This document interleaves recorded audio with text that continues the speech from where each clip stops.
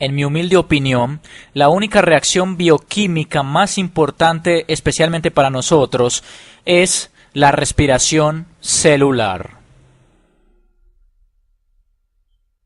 Y la razón por la que me siento tan seguro de esto es porque así es como obtenemos la energía de lo que comemos o nuestro combustible. O si queremos ser más específicos, a partir de la glucosa. Al final del día, la mayor parte de lo que comemos, o por lo menos los carbohidratos, terminan como glucosa. En videos futuros voy a hablar acerca de cómo obtener energía de las grasas o las proteínas. Sin embargo, la respiración celular, vamos a ir de la glucosa en energía y en algunos otros subproductos. Para ser un poco más específico al respecto, escribiré la reacción química aquí. La fórmula química de la glucosa, vamos a tener 6 carbonos, 12 hidrógenos y 6 oxígenos. Esta es la molécula de glucosa. Si tienes un mol de glucosa, déjenme escribirlo, esta es la glucosa. Luego para ese mol de glucosa, si tienes 6 moles de oxígeno molecular dentro de la célula, entonces, esta es una burda simplificación de la respiración celular. Vas a apreciar en los próximos videos que nos vamos a involucrar en este mecanismo tanto como sea posible. Creo que es bueno ver la imagen completa. Si tengo glucosa, si tienes un mol de glucosa y 6 moles de oxígeno, a través del proceso de la respiración celular, por ahora lo escribiré simplemente como una especie de un gran cuadro negro. Permítame escoger un buen color. Esta es la respiración celular, que como veremos es un poco complicada. Supongo que cualquier cosa puede ser difícil si queremos aprender lo suficiente. A través de la respiración celular vamos a producir 6 moles de dióxido de carbono, 6 moles de agua, y esta es la parte súper importante. Vamos a producir energía. Y esta es la energía que se puede utilizar para hacer un trabajo útil, para calentar nuestros cuerpos, para proporcionar los impulsos eléctricos de nuestros cerebros. Cualquiera sea la energía, especialmente para las necesidades de un cuerpo humano. Sin embargo, esta energía proporcionada no es solo en seres humanos. Cuando dices energía, se podría decir en el último video que no solo... Si ese era el último video que has visto, es probable que hayas escuchado que dije que el ATP es la moneda de intercambio energético para los sistemas biológicos. Se podría decir... Parece que la glucosa es la moneda de energía para los sistemas biológicos y hasta cierto punto las dos respuestas serían correctas. Pero para ver cómo se entrelazan, hay que ver el proceso de la respiración celular, la cual produce la energía directamente. Sin embargo, esa energía se utiliza para producir ATP. Así que si yo fuera a romper esta parte de energía de la respiración celular, solo se produciría calor. Solo se calentaría la célula. Luego alguna parte de la energía se utilizaría, y eso es lo que dicen los libros. Los libros dicen que se producen 38 ATP por la respiración celular. Pueden ser más fácilmente utilizados por las células para la contracción de los músculos o para generar impulsos nerviosos o hacer cualquier otra cosa. Crecer, dividirse o cualquier otra cosa que la célula pueda necesitar.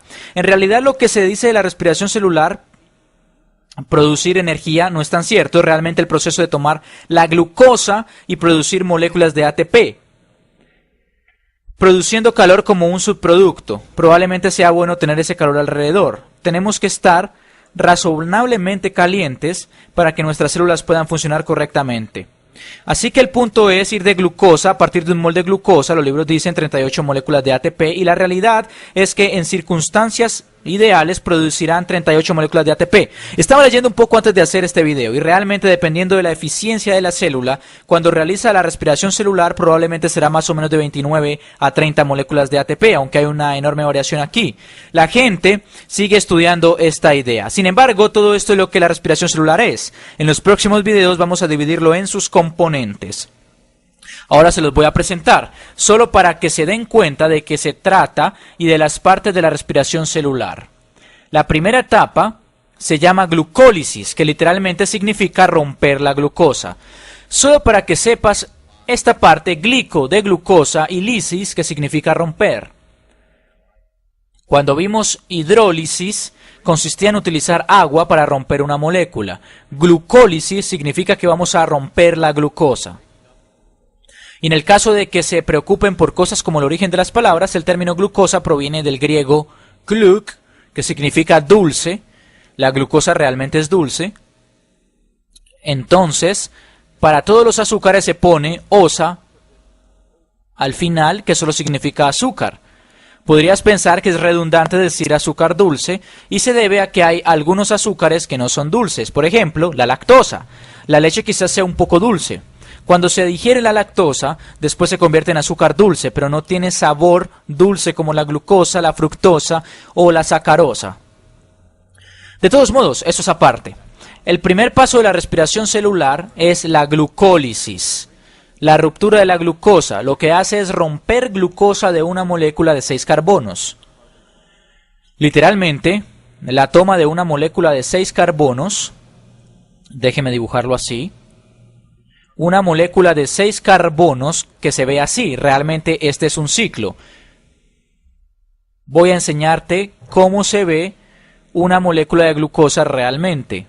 Esta de aquí es la glucosa. Puedes notar que tiene 5 o 6 átomos de carbono. Saqué esto de Wikipedia. Basta con buscar la molécula para que veas este diagrama si quieres verla en detalle. Puedes ver que tiene 6 átomos de carbono, 6 átomos de oxígeno. Y todas esas pequeñas cosas azules son los hidrógenos. Así es como realmente se ve la glucosa. Sin embargo, el proceso de la glucólisis, que es esencialmente lo que estamos aprendiendo, lo estoy escribiendo como una cuerda, pero se puede imaginar como una cadena. Tiene átomos de oxígeno y de hidrógeno añadidos a cada uno de estos átomos de carbono. Y tiene una columna vertebral de carbono. Se rompe el esqueleto de carbono en dos, eso es lo que hace la glucólisis, justo aquí. Entonces has hecho una especie de ruptura celular en la glucosa y cada una de estas dos cosas. No he dibujado todas las otras cosas que tienen, ya sabemos, todas estas cosas están unidas a otras cosas, átomos de oxígeno y átomos de hidrógeno o lo que sea. Sin embargo, cada una de estas 3 moléculas de carbono de la columna vertebral son llamadas piruvato. Vamos a entrar en mucho más detalles acerca de esto. La glucólisis por sí mismo necesita 2 moléculas de ATP para generar 4. Así que en términos netos genera 2. Déjeme escribir esto en otro color. Genera 2. En términos netos genera 2 moléculas de ATP neto. Esta es la primera etapa y puede ocurrir por completo en ausencia de oxígeno. Voy a hacer un video completo de la glucosis en el futuro a continuación. Estos subproductos que se crean luego entran en lo que se denomina el ciclo de Krebs, el que genera otras 2 moléculas de ATP. Este es uno de los puntos interesantes. Hay otro proceso que ocurre después del ciclo de Krebs.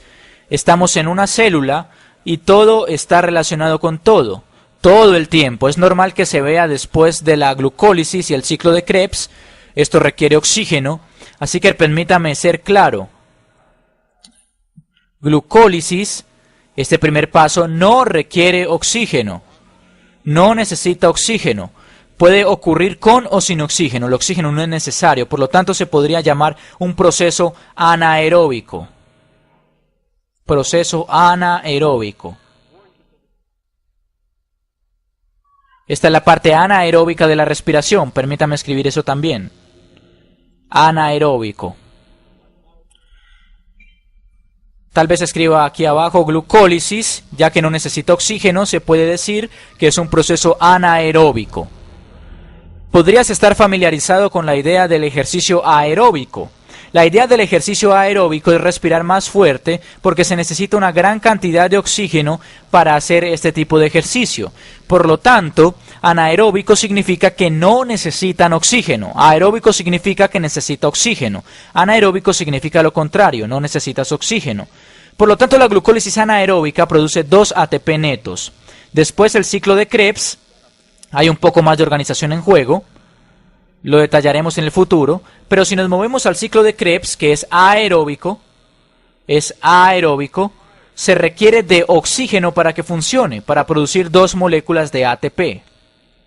Entonces esta es una parte que francamente cuando la aprendí por primera vez me confundí muchísimo. Solo voy a escribirlo de forma tradicional. Entonces tienes algo llamado la cadena de transporte de electrones. Y esta es la parte que se lleva el crédito por la mayor producción de ATP, 34 ATP. Es también aeróbico, requiere oxígeno. Así que puedes ver, si no tenía oxígeno, si las células no están recibiendo suficiente oxígeno, aún así puedes producir un poco de energía. Sin embargo, está muy cerca, se puede producir una vez que tengas oxígeno. En realidad, cuando empieza a quedarse sin oxígeno, este proceso no puede continuar. Así que lo que pasa es que algunos de estos subproductos de la glucosis, en lugar de entrar en el ciclo de Krebs y en la cadena de transporte de electrones, donde se necesita oxígeno, pasan por un proceso paralelo llamado fermentación. Para algunos organismos, este proceso de fermentación usa los subproductos de la glucosis literalmente para producir alcohol. Ahí es de donde el alcohol entra y es llamada fermentación alcohólica. Nosotros como seres humanos, supongo que por suerte o por desgracia, nuestros músculos no producen alcohol directamente, producen ácido láctico, por lo tanto, hacemos la fermentación del ácido láctico. Ácido láctico. Eso sucede en los seres humanos y probablemente otros mamíferos. Hay otras cosas como la levadura, que va a hacer que la fermentación del alcohol tome lugar.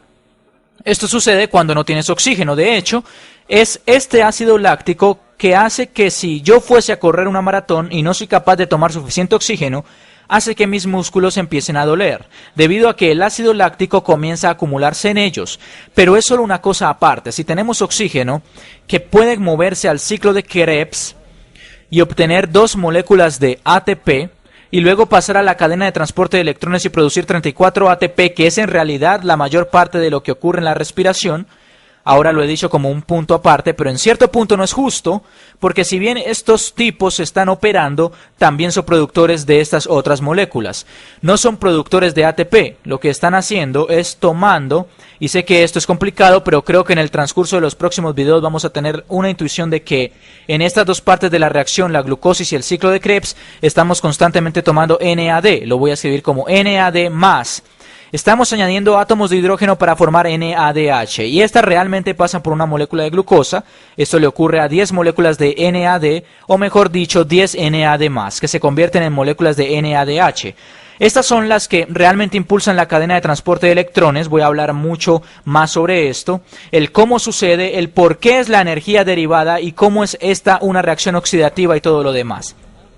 Lo que está siendo oxidado y reducido. Solo quería darle el debido crédito. Estos individuos no son solo productores de 2 ATP en cada una de estas etapas, también están produciendo realmente combinando 10 moléculas de NADH. Las que producen 3 moléculas de ATP en una situación ideal en la cadena de transporte de electrones también están haciendo que esta otra molécula FAD, que es muy similar, esté produciendo FADH. Sé que todo esto es muy complicado. Voy a hacer videos sobre esto en el futuro, pero lo importante es recordar es la respiración celular. Todo lo que está llevando glucosa en un tipo de reacondicionamiento de la energía en glucosa y reenvasándola en forma de molécula. Los libros lo dicen, 38 moléculas de ATP. Si estás haciendo un examen, es un buen número para escribir. Tiende a ser un número más pequeño que también va a producir calor. En realidad, la mayor parte va a ser calor. Sin embargo, los 38 ATP son hechos a través de 3 etapas. La primera etapa es la glucólisis, en la que literalmente se divide la glucosa en 2, la cual genera algunas moléculas de ATP. Lo más importante es que está generando algunos NADH que van a ser utilizados posteriormente en la cadena de transporte de electrones. A continuación, los subproductos se dividen aún más y pasan al ciclo de Krebs, donde directamente se producen 2 ATP, la cual produce más moléculas de NADH. Todos los NADH producidos se utilizan en la cadena de transporte de electrones para producir la mayor parte de su moneda de cambio energético, o mejor dicho, las 34 moléculas de ATP.